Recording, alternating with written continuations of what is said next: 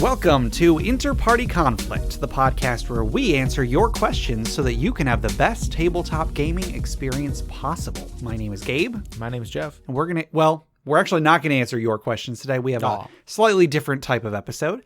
If you guys may remember, a couple months ago, I did an interview with my brother Tim, and then we still did our Dragon Sword segment. I think we did a funeral pyre afterwards. Were we doing the funeral pyre at that point? I think maybe we did. Whatever the case. Yeah. I have another interview.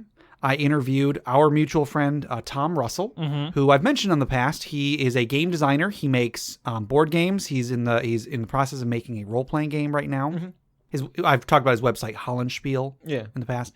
But I did an interview with him about game design, about board games in particular. But, we talk also about role-playing games and getting into game design and that sort of thing. So I had a pretty good interview with him. So that's going to be the bulk of this episode.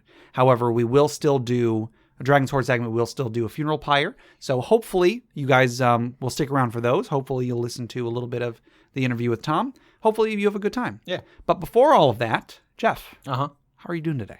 Hey, I'm doing pretty good. How about yourself? I'm doing pretty good.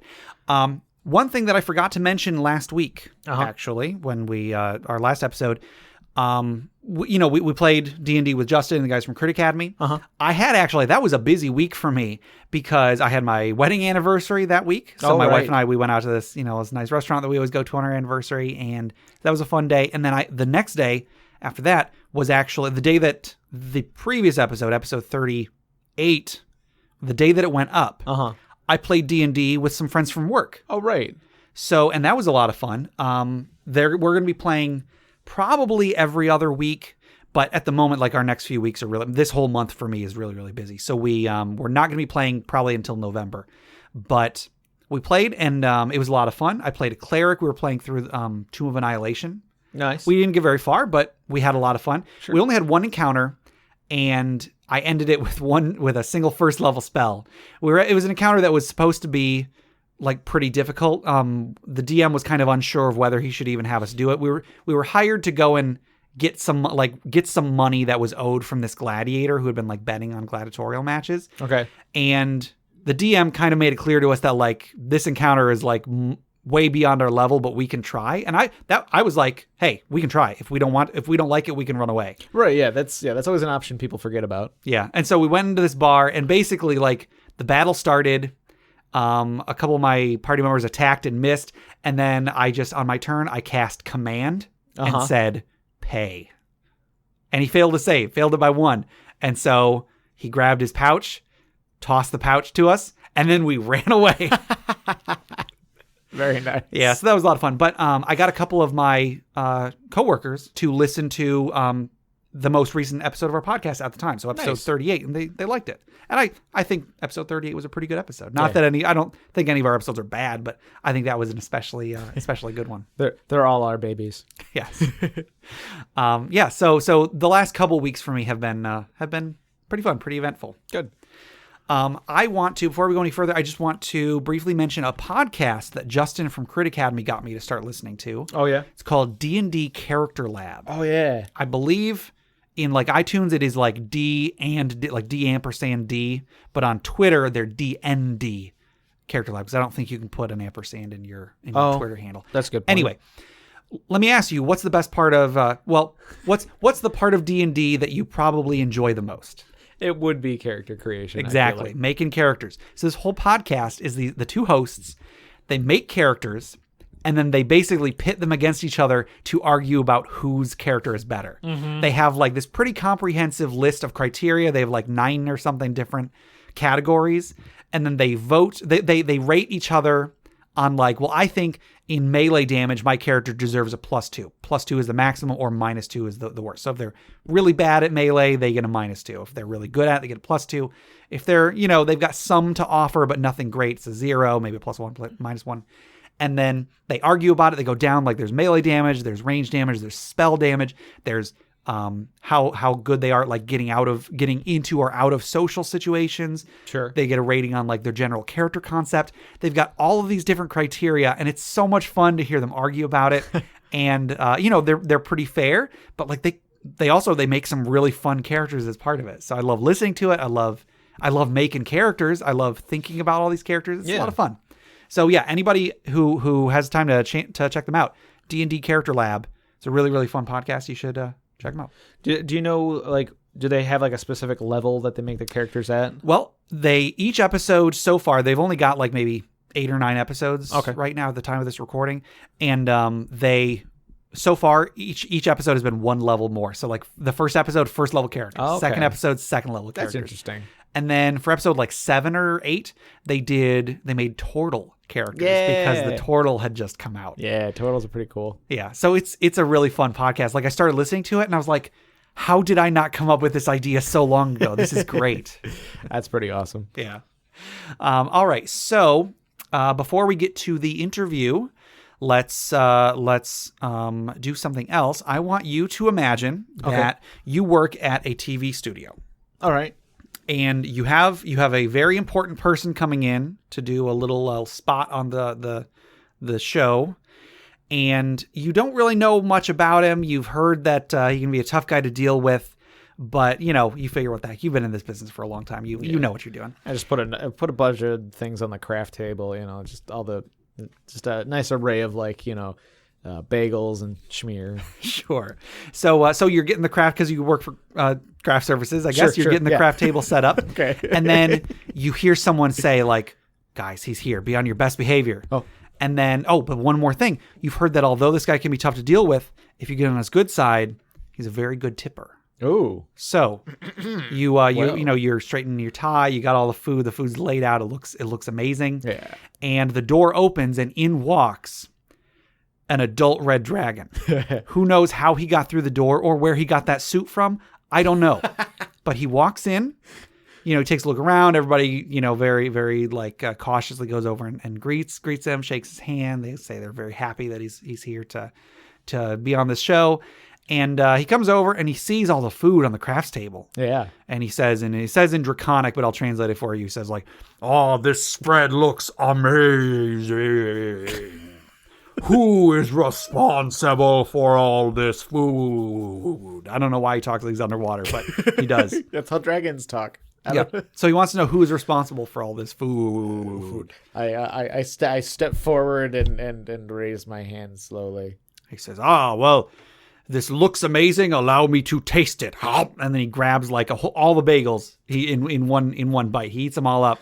And he says, "That was amazing. Here, have something on me." And he tosses you some gold. Except he doesn't just toss you like a gold coin. He tosses you like a giant pile of gold and rubies and treasure. And you realize he just tipped you the dragon's hoard. How am I going to carry all this? Well, that's your responsibility, Jeff. All right. Our Dragon's Hoard item was submitted by Quantum Junkie on Reddit. Ooh. And this item is called the Gestures Cap. This is another fairly simple item, but I think it's a fun one. This is a cap that functions kind of like a wand and that it has charges. Okay. This cap has 3 charges. Every day it gains back 1d4 minus 1 charge, minimum 1. So like every day it gains back 1 charge, possibly gains back all of them. Okay. And you can use this cap to cast Vicious Mockery, the bard cantrip, for 1 charge. What is Vicious Mockery? It does a little bit of psychic damage, and if the target fails a save, they have disadvantage on their attack roll. Okay. So it can actually, the small tangent here, but I've heard that bards can be considered better healers than clerics because they have, not only do they have some healing and some good healing, they have a lot of ways to completely negate damage. Okay. By most of the time by making targets hit less. Interesting. So they're really good at debuffs as well. I guess I never really think of bards. I rarely ever make bard characters. Yeah, I'll have to look into that. Well, because for this D&D campaign that I played in with my friends from work, they needed a healer, and so I was like, yeah, I can be a cleric. I have no problem with that. But I had heard people on the Facebook group discussing that, like, oh, well, technically a bard can be a better healer than a cleric, and so I was curious about that. So I looked into it. In the end, I decided to go ahead with cleric. Sure. Anyway, so this Gestures Cap, can cast Vicious Mockery for 1 charge, or Tasha's Hideous Laughter for 3 charges. Mm-hmm. Tasha's Hideous Laughter, of course, is a first level spell, I think, that if you fail the save, you can't do anything for your turn because you're just standing there laughing your head off. Yeah. If the last charge is used, so if you use Vicious Mockery 3 times, or if you use Tasha City's Laughter at all, roll a d20.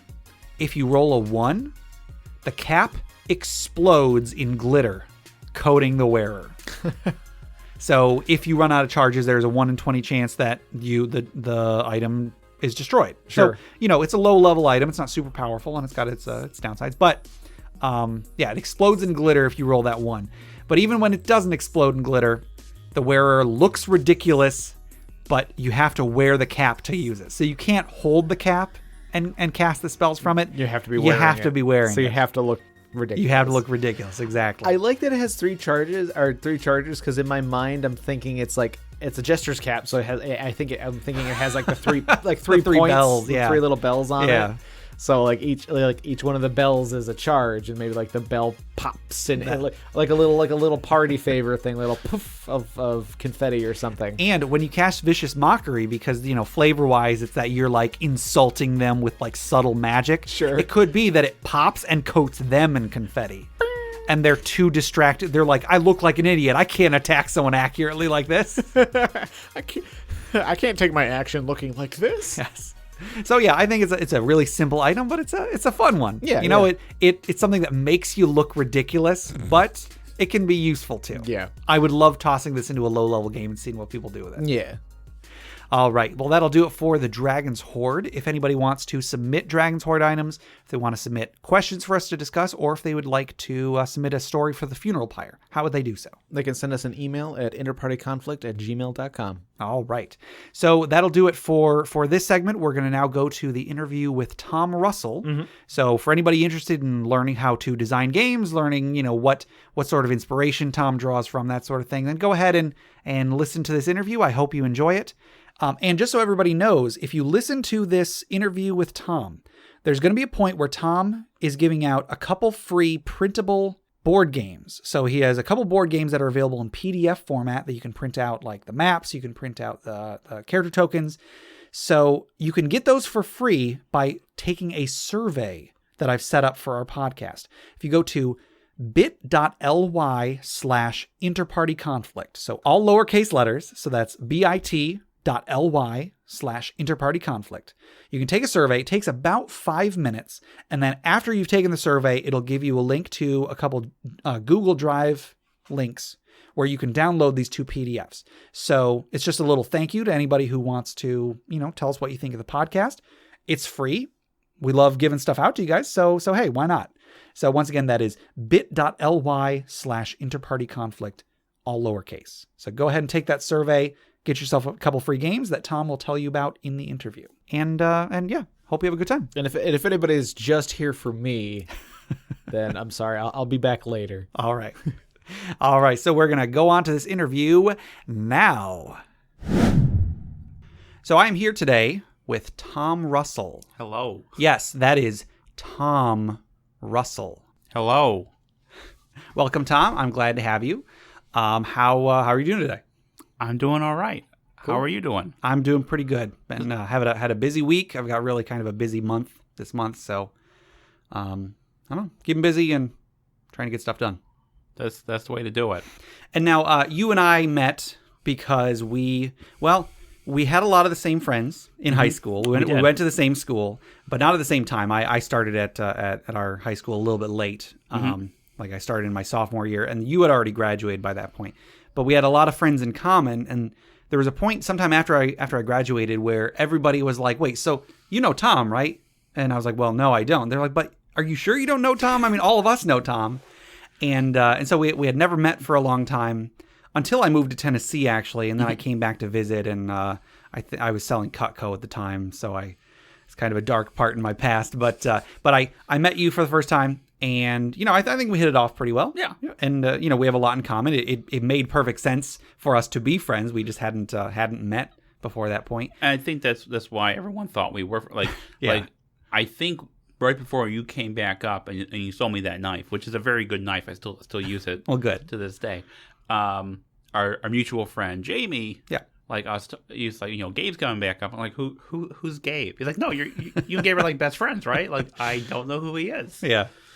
And then sometime after we met and became friends, somebody pointed out to me that we are related, sort of, like through marriage a couple times. So it's that my wife's mother's sister-in-law is your aunt. Yeah. Yes. Yeah. Sorry. Yeah. So basically, like we are tangentially related by family, and so that was just a crazy coincidence. So. So I think you're a pretty cool dude. We've played some games together, played role-playing games, we watched movies together, we've hung out plenty of times, and yeah, I'm glad to have you on here and talk to you about game design. Yeah. All right. So to start off, tell me a little bit about yourself. Okay. Well, I am a designer of board games, specifically what are called war games. And my wife, Mary, and I run the company Hollandspiel. Yes, we have mentioned Hollandspiel in the past, but I feel like I remember after mentioning you guys, I remember editing that episode and being like, wow, I didn't give them a very good plug at all. So I apologize. No, that's okay, because it's a hard thing to plug a little bit, because what a war game is, basically, it's a game that engages with the history. Mm-hmm. So it's a game based on historical events or conflicts, in which the game explores why things went the way they did, okay, and how they could have gone differently.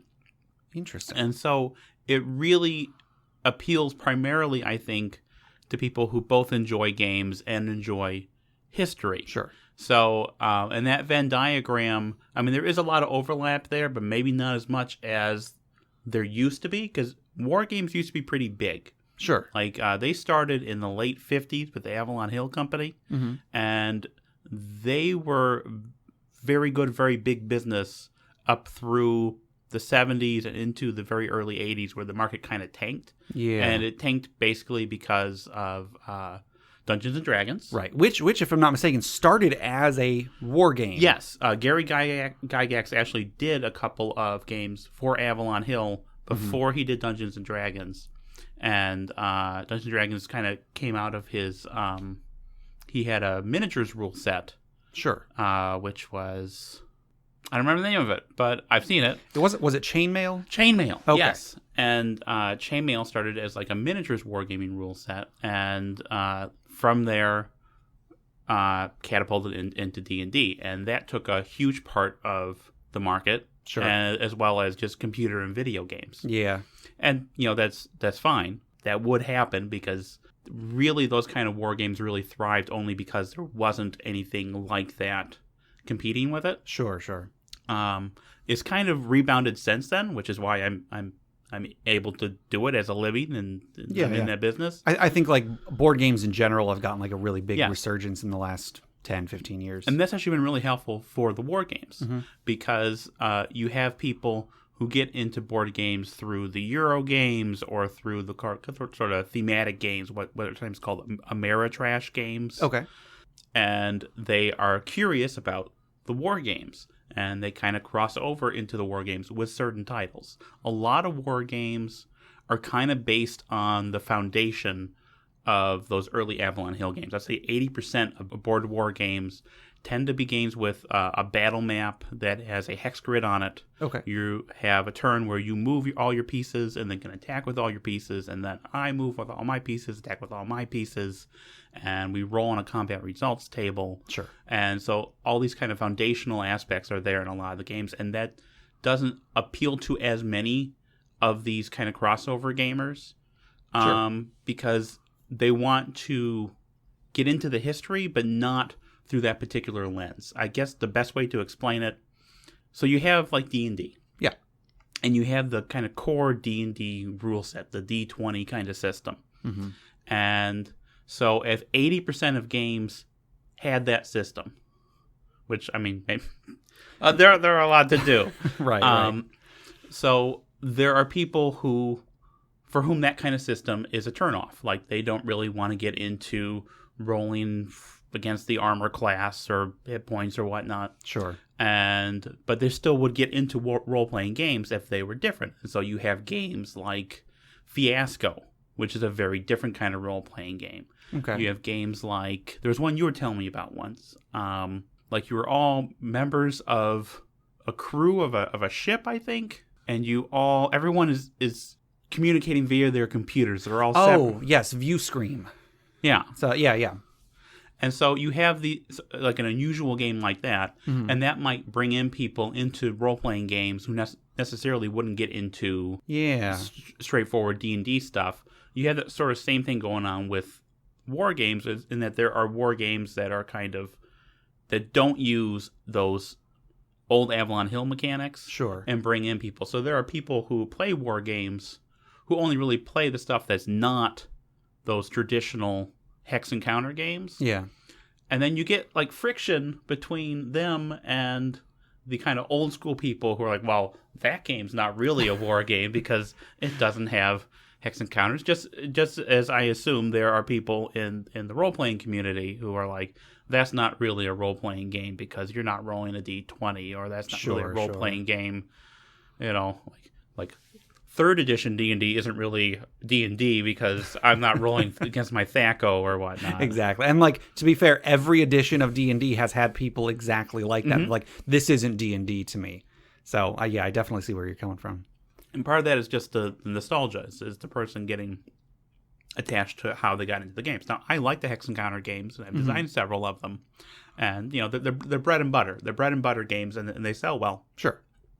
But I also like doing, you know, weird games, games that are kind of off the wall or approach history in a very different way. The game we released last month was a game called Table Battles. That's been very popular for us.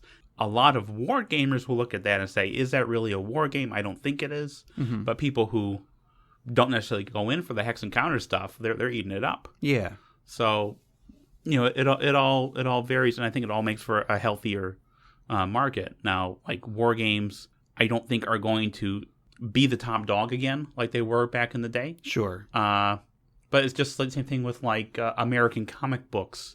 You know, back in the 30s and 40s, they were selling 1 million copies of Captain Marvel every month. Yeah. These days, if you sell, I don't know, 5,000 or 10,000 copies of a comic book, it's a big hit. Yeah. But comic books today are definitely better than they were in the 30s and 40s. Sure. On the quality of the writing, of the art, etc. I think the same is true with the war games. There might not be as many sales as there were back in the 50s, 60s, 70s, but the variety of games that are out there and more people getting into the games. You have younger people getting into the games. You have women getting into the games, which wasn't so much the case before. Sure. So, yeah, it's a really exciting time to be doing that. Okay. Yeah. So what was your first tabletop gaming experience? Possibly, it could be, you know, board games, role-playing games, whatever you consider to be what got you into what you are doing now. Well, if you go like really way back, you know, when I was a kid, there were games like Risk and Othello and that, and I played those. And I got a copy at a garage sale of Dungeons and Dragons. I'm not sure which edition it was, but it was, you know, it was in the 80s, so it was on the early first editions. or second. Yeah. And I really wanted to play that game. I couldn't understand it. Like, it was confusing. The math aspect was confusing to me. Yeah. I was a dumb kid, but we all were. But I never had everyone really to play it with. So it was for a long time, playing D&D was kind of an aspirational thing for me. One thing that I remembered just very recently is that sometime in the 90s, I was in a one-off session of the game Vampire the Masquerade. Okay. Which, that was not my scene. I'm not gothy at all. But I liked that, but I couldn't get in with like a regular group. So I always wanted to do D&D and never, or anything something related to that. I never really was able to get into it. Sure. And then eventually, when 4th edition came out, I ended up running a D&D campaign as a dungeon master. And didn't really get to be a player until I was in your 5th edition campaign. Sure. So that's kind of how I got into like that aspect of the hobby, the role-playing side of the hobby. Yeah. I was always interested in it. And I had like D&D novels that I had picked up over the years and read. So I really liked the lore and the fantasy aspect of it. Sure. Now, to shift a little bit, I was always, throughout all this time, trying to be some kind of creative person. And I ended up making feature films. Several, my wife and I co-directed together. Okay. I ended up doing, writing fiction. I ended up trying to make video games, which I was very bad at. I can't program. Sure. So everything was like pulling teeth. Now, if you don't mind me interrupting, are any of your movies or games available on the internet for anybody to experience? Yeah, you actually can. A couple of the movies are available to purchase through Amazon. One's called The Man Who Loved, and the other is Son of a Seahorse. Son of a Seahorse is the better of the two. Okay. And video games, I have a few of those that are still kicking around. Probably the best is Side Saddle 2, Sure. which is a shmup, but it's a shmup where you shoot out the sides, so everything's coming at you vertically, and then you're shooting horizontally, so you have to kind of wiggle through the bowls, wiggle up to shoot things sideways. I'll try to find some of these and put them in the show notes if I can. I would appreciate that. That's great. But I was always doing these creative things and trying to find something that connected with people, and I could not do it. Like, this stuff was too idiosyncratic, too unusual, and I never was able to really communicate or engage with an audience.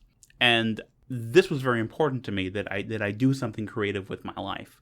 And this kind of was driving me crazy and making me sick. Sure. To the point where I got this infection and almost died from it. Oh. So yeah, sorry to hear that. I was too.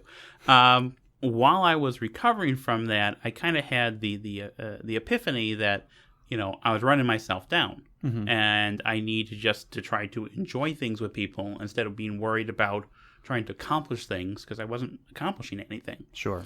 And doing that, kind of recentering myself on that, made me more open to a lot of other things. One which was running that D&D campaign.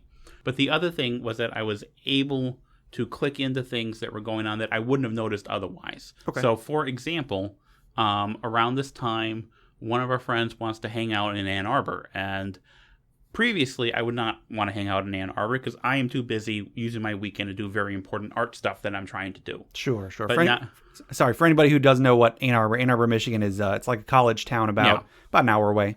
Yeah. So we went to Ann Arbor, and we were in the store Vault of Midnight, which is a comic book shop.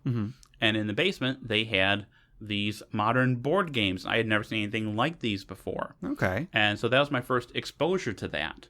And then a couple days later, I hear about these other kind of board games called 18XX games, which are 8-hour games about trains and stock. Okay.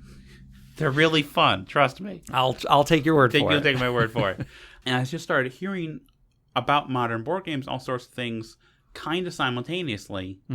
And if I hadn't been looking at the world differently, I wouldn't have been open to that. And being open to that is basically what helped me get into board games as a designer, which is actually where I've done well. It's something that actually fits my skill set in a way the other things didn't.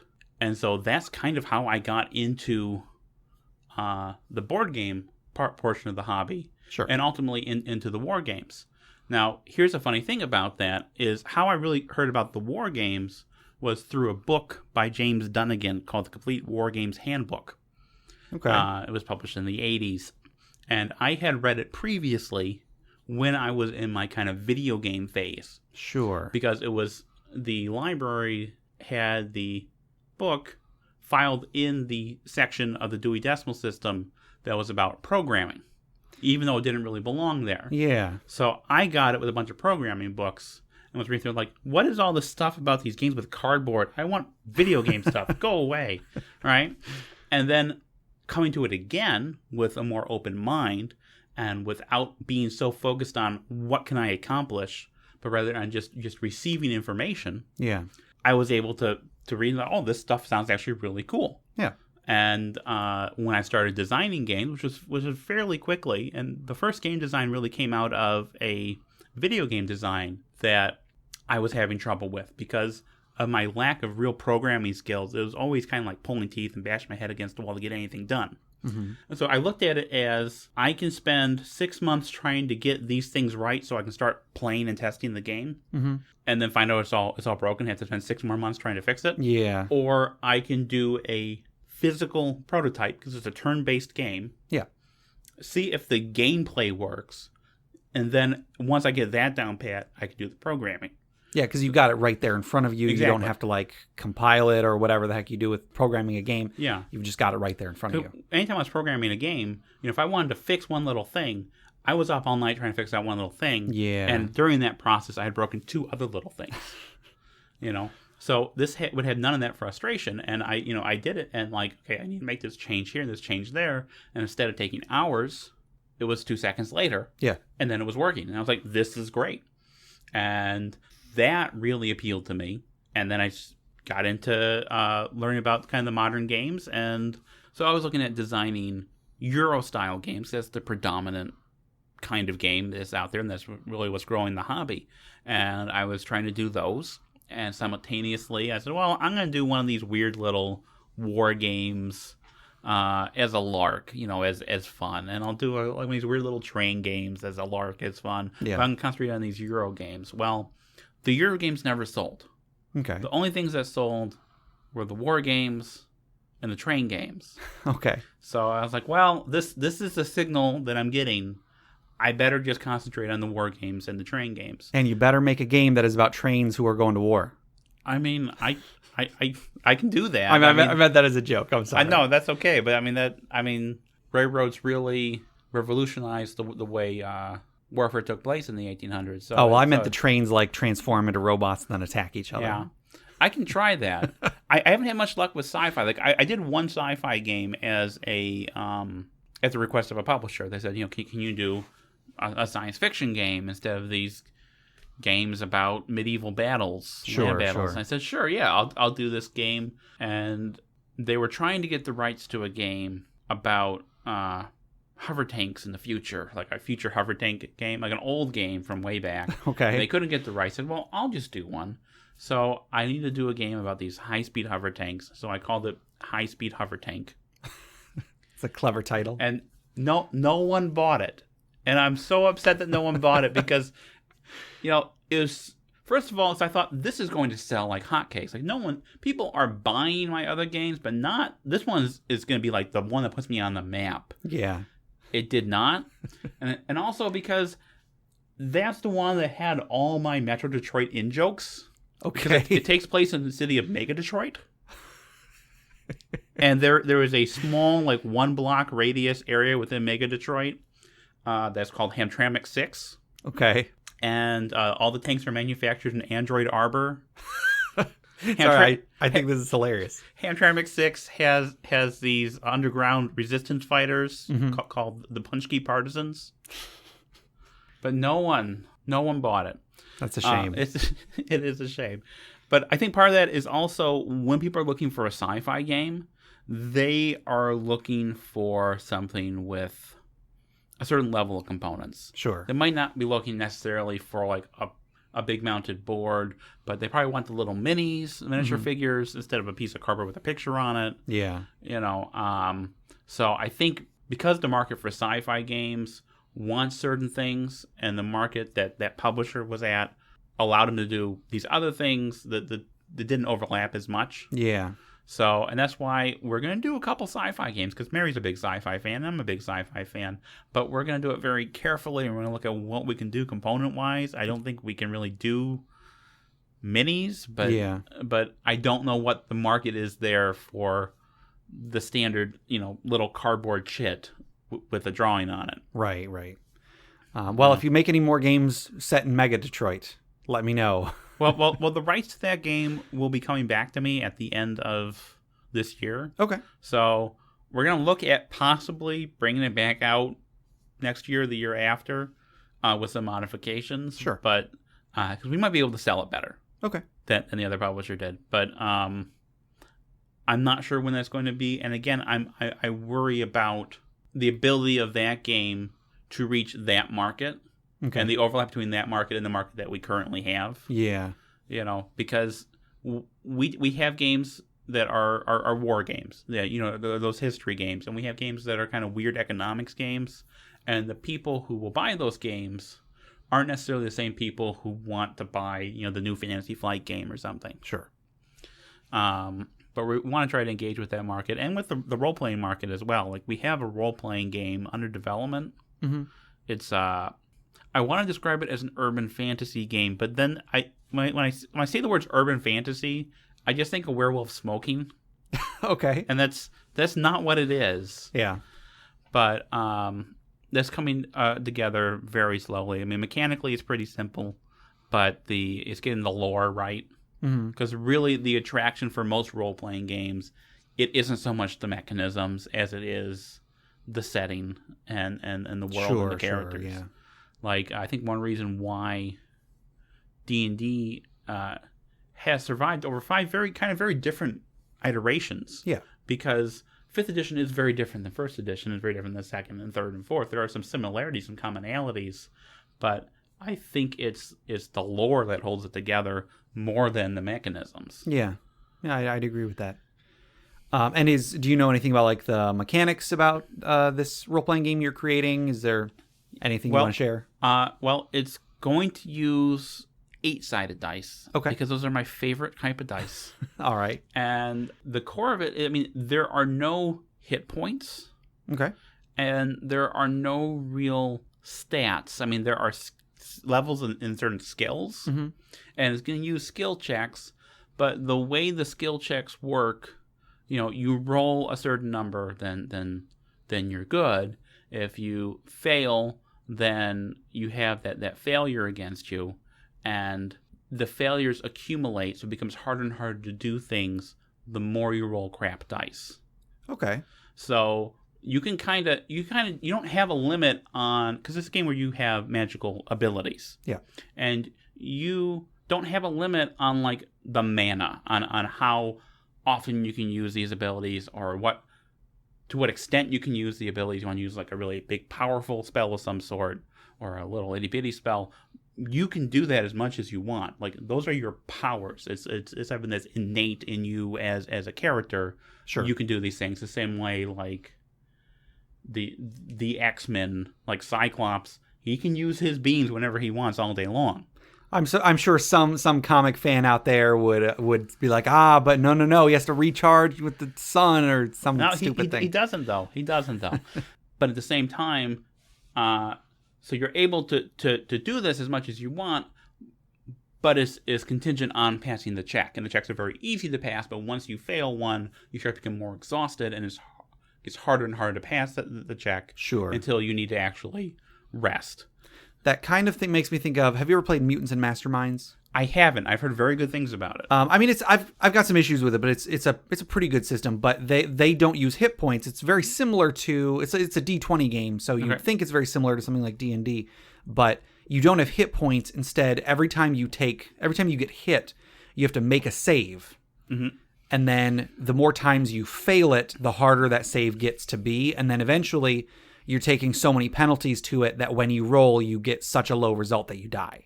So that's how they do hit points, and that kind of sounds like similar to what you're talking about. That sounds depressingly similar to what I'm talking about. I'm sure it's fine. Oh, I'm sure it will be. Because I think again the lore of it is what compels people. Yeah. And these checks are all done on 2d8.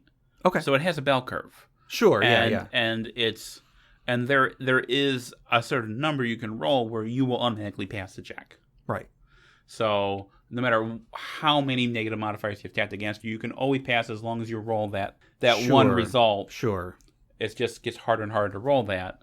But yeah, so that's something. I mean, I've been working on that for the last year or so, just very slowly while I'm working on other projects, because we release 20 board games a year. Yeah. So I don't necessarily have the time. Like, I have not been able to actually get a group together to test that yet. Sure. And I'm going to be subjecting you and all our other friends to it, probably in the near future. Yeah. If I've got time, I'll help. Even if you don't. All right. Okay. What is your opinion of Dungeons and Dragons? Particularly 5th edition Dungeons and Dragons, but any of them that you want to talk about. I enjoy Dungeons and Dragons to the extent that I played it. Sure. Which, again, I got to play the 4th edition as a dungeon master. And if I'm not mistaken, I think I was there for a session of your 4th edition. You were there campaign. for one of the sessions. Yeah, we had like 44 sessions. Oh, wow, that's a good long campaign. It was a good long campaign, yeah. And I had like a really good group. Like everyone showed up every time. It was like an ideal campaign, and it kind of got me spoiled because then I tried to run a campaign after that. Yeah. And like people show up the first week and not the second week, and it just right. And if I recall, like I remember being blown away by how engaging your players were. Like they were talking to each other in character. They were talking to NPCs. They were, they were interacting with things that you put forth as the DM, and that's something that not all players do. In fact, I would say a depressingly small amount of players do. Most of the time, they just sit there waiting for combat to start. But I remember, like you did have a really good group, and I think you made good use of it from what I saw. Well, I think part of the advantage there was the makeup of that group, because almost all of them had acted in some of our films. Okay. And the thing with the filmmaking, and part of what made me realize this was when I had that infection and got sick, was that the filmmaking was how I interacted with people. Sure. Because I didn't have a lot of friends growing up or in school. I'm kind of an awkward person socially, and I don't really do well with social events that are not organized. So if someone says we're having a party, for me that means I'm going to stand there in a corner, holding a red Solo cup filled with, Kool-Aid or something, standing next to Mary, who's also holding a red Solo cup, while loud music plays and other people have fun with each other. Yeah. Like, I can't interact with the environment at all. I need some kind of structure to it. And filmmaking was that structure. And it made me realize that more than anything, what I got from the filmmaking was the social interaction, was being able to interact with people and have friendships. And when I realized that was propelling a lot of what I wanted to do as a filmmaker, once I kind of got away from trying to focus on accomplishing things all the time, I was able to run this D&D campaign with those same friends. So I then had the structure for that social interaction. Okay. Which in many ways was less stressful than making a film. Because first of all, there's not much money involved with running a D&D campaign. Yeah. Most of like the little, because we did 4th edition, and in 4th edition you really need to have like little minis for the combat. Pretty much, yeah. And I mean, I always use dice myself, but yeah. Well, my little minis were little things I got from the dollar store. Sure. So I mean, it was relatively cheap. But 4 or 5 hours every couple weeks, that was a lot of social interaction. That was a lot of good times with friends. And so since all my friends were people who were actors or internet personalities like our like Jamie, yeah. They're all people who are good at engaging socially, at being a character. So I think that helped enormously. Whereas people who maybe don't have that experience, it's harder for them to get into it sometimes. Sure. I would say even me, because my first experience playing a character was in your 5th edition campaign. Okay. In a D&D game, my first experience playing an actual player character. And I would say I felt like I should have been more in character than I was, but it was difficult for me to do it because I'm not really an actor. Yeah. And so I want to say I was more combat focused, but I also did like goofy stuff in combat. Yeah. I remember you guys were fighting displacer beasts and you like tried to climb on top of one and like ride it or something. I did. and there was one time when I was trying to there was a house in a dungeon, like a little house. Yes. I don't know if it was a real house or not. I believe it was an illusion. It was an illusion. We didn't realize it at the time. And there was a window. And I wanted to use my pole arm as like a pole vault to propel myself feet first going through the window. Yeah. and you said you're only going to do this if you roll like a nat 20 twice.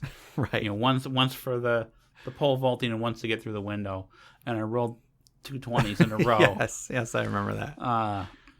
So I would do stuff like that, but it was harder for me to get into character. And I think part of that is that I was more comfortable being a DM than being a player character. Okay. And I was more comfortable facilitating other people's enjoyment. Yeah, I can see that. Playing host rather than being a party to it, if that makes any sense. Absolutely.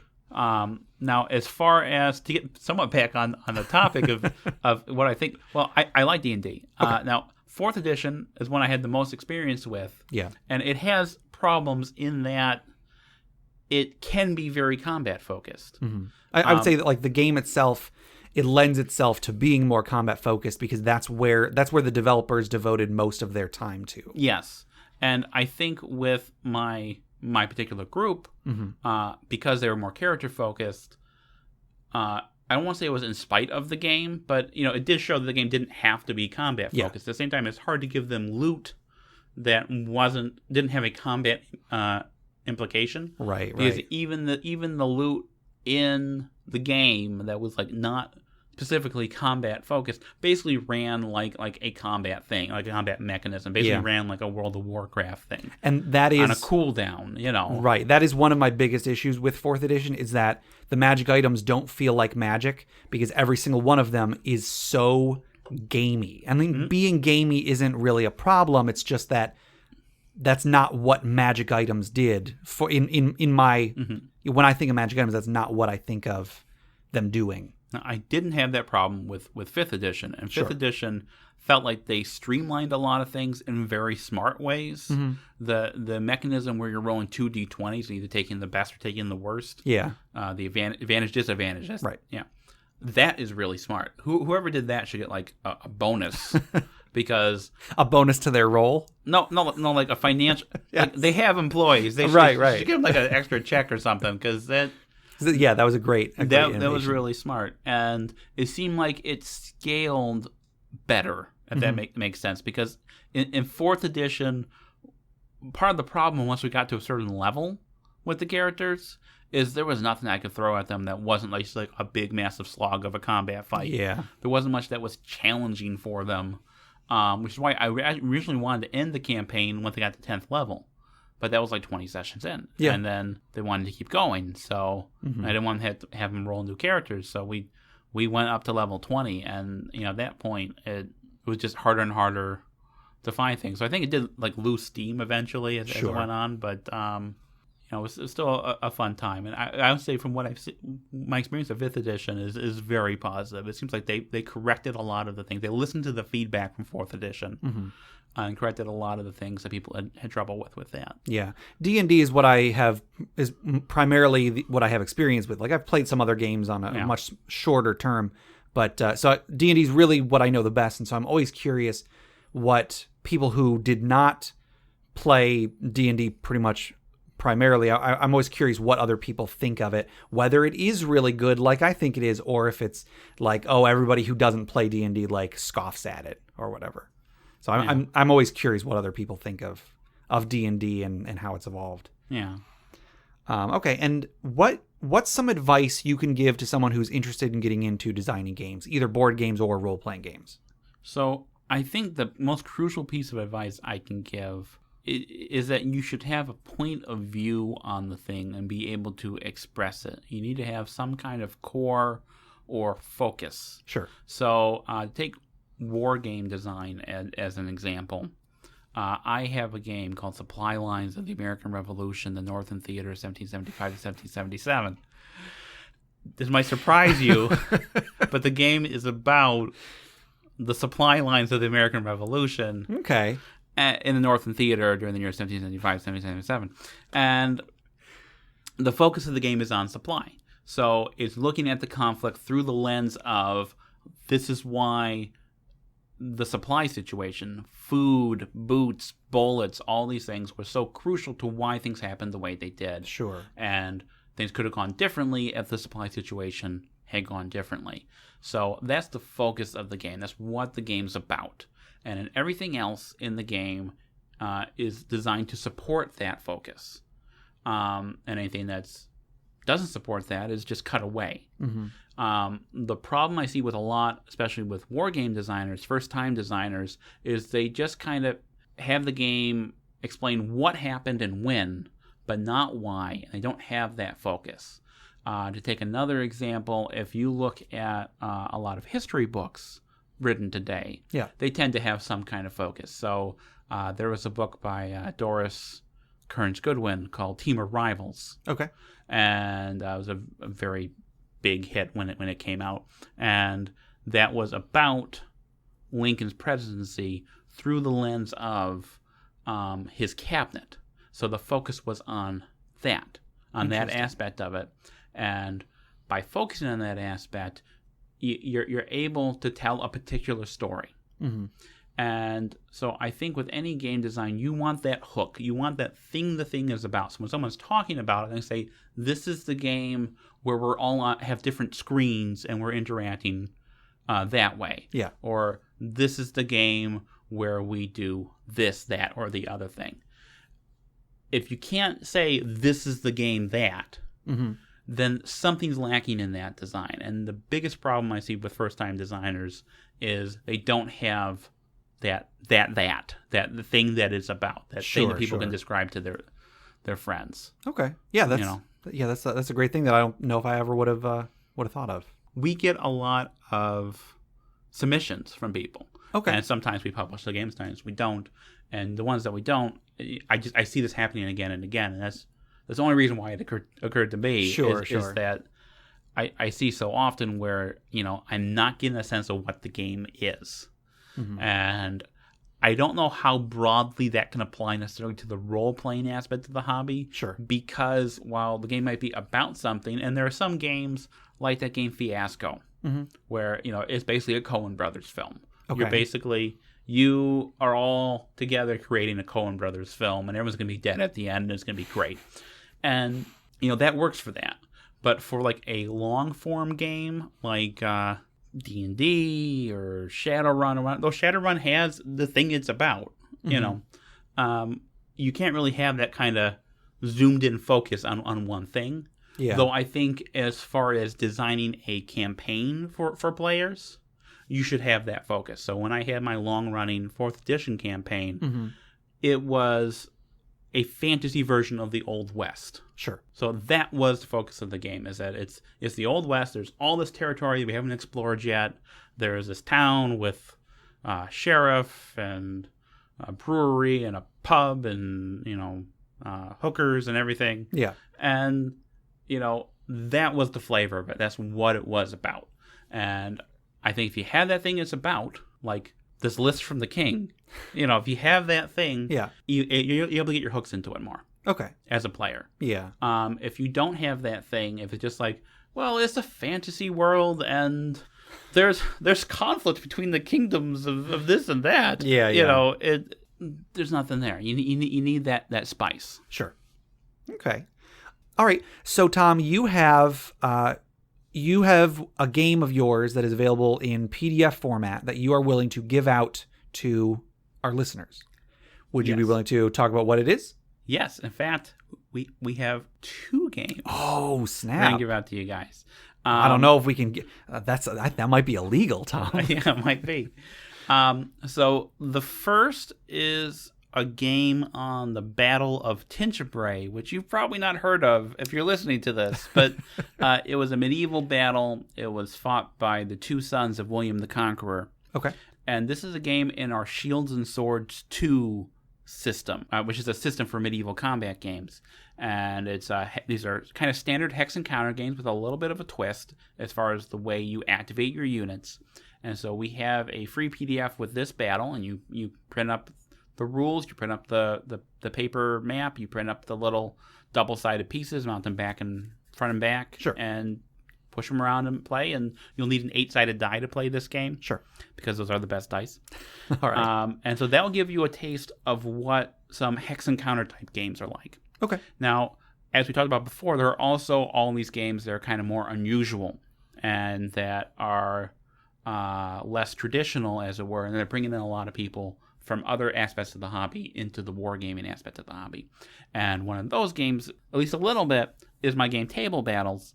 And we have one of the battles from Table Battles, which we're providing. Now, you just need to print up the cards for that.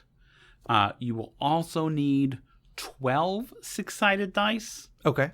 I'm pretty sure your listeners probably have 12 six-sided dice. They probably laying own around. Monopoly. That's got 2. Yeah. Yeah. I'm sure people can find some six-sided dice. And it also requires some wooden bits like matchsticks, or you can use coins, just some kind of counter to show the strength, the hit points, as it were, of the different units. So both those games I'll be making available to you, so you make available to them in whatever form you have there. And those are both free. And if you like them, if you like Tinchebray, you can buy any of our Shields and Swords 2 games, including House of Normandy, which includes the Tinchebray battle in it. And if you like the Table Battles battle, well, there are 7 other battles in the box, and you can pick up that one if you like, or not. Okay. I'm not forcing you to. Sure. But it helps pay my mortgage, so I'm okay with it if you want to do that. Yeah, and at the very least, it'll be free. So if you get it, just let Tom or let us know what you thought of it. Yeah. All right. And speaking of letting you know, if somebody wanted to find you on the internet, how would they do so?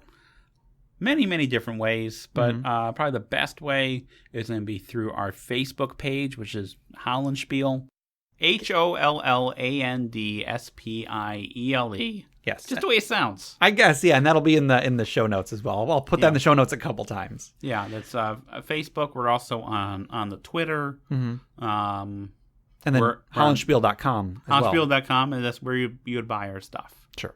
And you do have a podcast on SoundCloud. Yes. That is, it's like for people who are interested in your business, correct?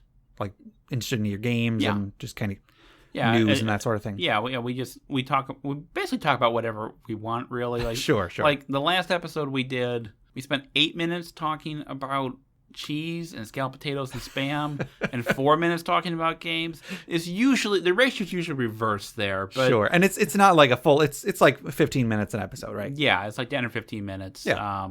So it's a real quick thing. It's not a. And that's called the Mary and Tom Show. The Mary and Tom Show. All right. Well, thank you so much for coming on the podcast, Tom. So once again, I'll put all your credentials and whatnot, all your links in the show notes, and I hope people enjoy listening to you talk about game design, and I hope you keep doing it. That's the plan. All right. Hey, that was a pretty good interview, Gabe. Yeah, I thought so too. All right. So now that that's over, I think let's take a moment. Let's take a deep breath.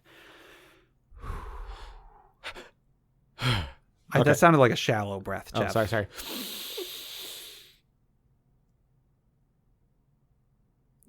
Oh, sorry. Now, sorry, small thing. When you breathe correctly, your stomach should go out. Most people, when they breathe, their chest goes out. A deep breath is like really low, like your stomach comes out. I was in choir for several years, so that's a big thing. Proper breathing. That's how you get all that, all volume, all the power. And you want to like sing with your diaphragm, not your throat or something like that. Right. Yeah. If you sing with your throat, it'll hurt and it'll damage your vocal cords. Anyway, but that's not what this is about. So we've taken that deep breath. We are going to remember the people that have come before us, people who have sadly met their demise, but from their failure, we can succeed. Yes. So we're going to toss another log onto the funeral pyre.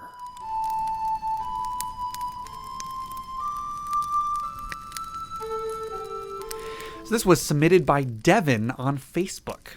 Devin says his character was grappled by a merfolk. His barbarian tried to hit the merfolk and critically failed. The DM had him roll to hit on that critical failure, so to hit himself, I guess. And of course, he rolled a natural 20 with max damage. His head came clean off. The barbarians did, not the merfolk. The barbarian's head came clean off from the bastard sword, and the merfolk ran away in terror. Oh, gosh. So in a way, you could say he succeeded. Sure. Yeah. He made it run away. Yep. That's overcoming the challenge. Yep. However, it was at the cost of his own life. And this is why I don't like critical fumbles. Sure. That's I mentioned last time about like something that Justin from Crit Academy and I disagree with, but he likes critical fumbles and stuff. I don't. That's fine. He's allowed his own opinion, but like Sure. I have reasons to not like them. Like, the dice can already be pretty punishing, so having them have that extra sting, especially when it can happen, when this can happen. Right. I don't know. We'll talk about that in another episode. We've kind of talked about critical hits in the past, but I'm sure it'll come up again soon.